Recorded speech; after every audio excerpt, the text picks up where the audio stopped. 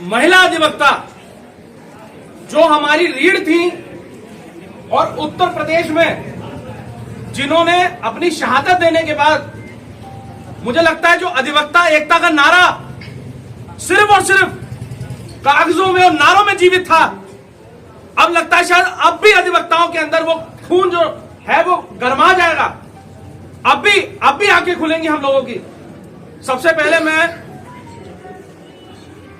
अपनी बहन अधिवक्ता जो हमारे बीच नहीं रही उनके चरणों में कोटि कोटि नमन अर्पित करते हुए विनम्र श्रद्धांजलि अर्पित करता हूं और बहुत ज्यादा शर्मिंदा हूं कि उनके कातिल अभी भी जिंदा हैं और हम लोग इस तरीके से यहां बैठे हैं। आज हम लोगों ने जैसे ही जानकारी मिली अपने आप को रोक नहीं पाया, बिना ड्राइवर के खुद सेल्फ ड्राइव करके यहां तक पहुंचे कि आज या सोचिए कितनी ज्यादा शर्मसार बात हो रही है कि हाई कोर्ट इलाहाबाद अधिवक्ताओं के ऊपर अब नकेल कसरने की बातचीत करता है। बिल्कुल सही। उसके बाद आप लोगों की जानकारी में डाल दूं, कहा कि अधिवक्ता का अगर देहांत हो जाएगा तो समय निर्धारित किया जाएगा कि आप लोग वहां कोर्ट पे कार्य करिए और 3 बजे उनको श्रद्धांजलि अर्पित करिए। क्या किसी के मरने के बाद कोई बताएगा हमें कि हम किस समय श्रद्धांजलि अर्पित करेंगे? क्या हमारे धर्म हमारे रीति रिवाजों पर कोई आके इस प्रकार के आदेश लाएगा कि अधिवक्ता एकता सिर्फ और सिर्फ नारों में रह जाएगा?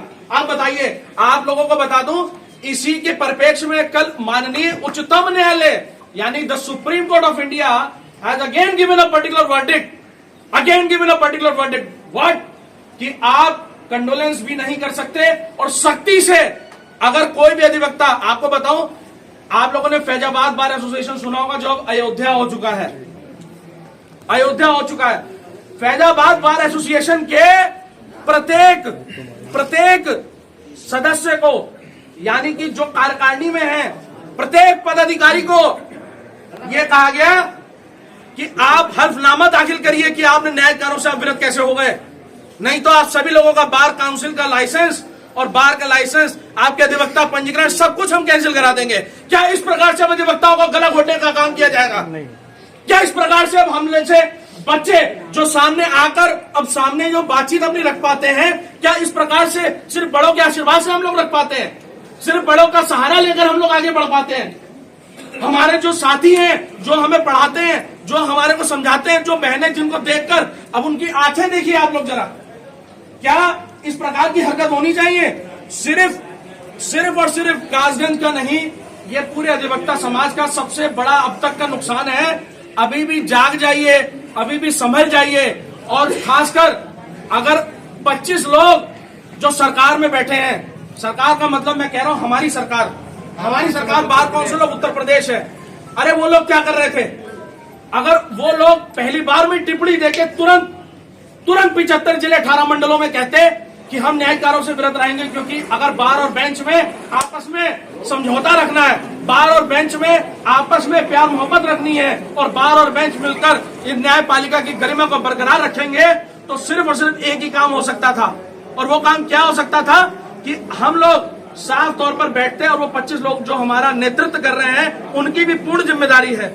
इसलिए सबसे पहले सिर्फ और सिर्फ मां भारती के नारे के साथ तो बाद में बात करूंगा, लेकिन अधिवक्ता एकता के नारे के साथ मैं अपनी वाणी को यही समाप्त करता हूं, क्योंकि ऑलरेडी आप लोग काफी दुख में हैं। कोई भाषणबाजी या कोई प्रतियोगिता नहीं चल रही है, यहाँ हम लोग दुख में हैं, कंडोलेंस में आए हैं और सब लोगों के दिल में ना जाने कितनी ज्वाला उमड़ रही होगी, कितनी चीजें होंगी।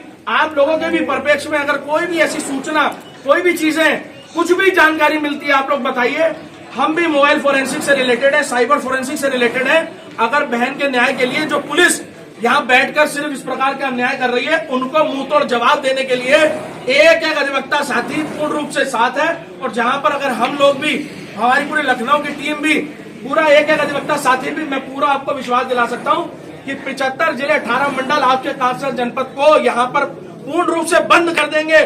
कोई न्याय कार्य नहीं होगा। अरे करनी है, नाम मेरा मोहित बजाज है, अगर करनी है तो ये वीडियो बना के डाल दीजिए उच्चतम न्यायालय में, हाई कोर्ट में डाल दीजिए, उच्च न्यायालय डालिए, करना है सस्पेंड करिए हमें। लेकिन अगर हमारी बहन इस प्रकार से बहन बेटियों पर अन्याय होता रहेगा, हमारी अधिवक्ता साथियों पर, बहनों पर होता रहेगा, तो सबसे पहले कर दो हमारा सर कलम, लटका दो फांसी पे। 23 साल में भगत सिंह को फांसी पे लटकाया था, आज हमें भी फांसी पे लटका दो।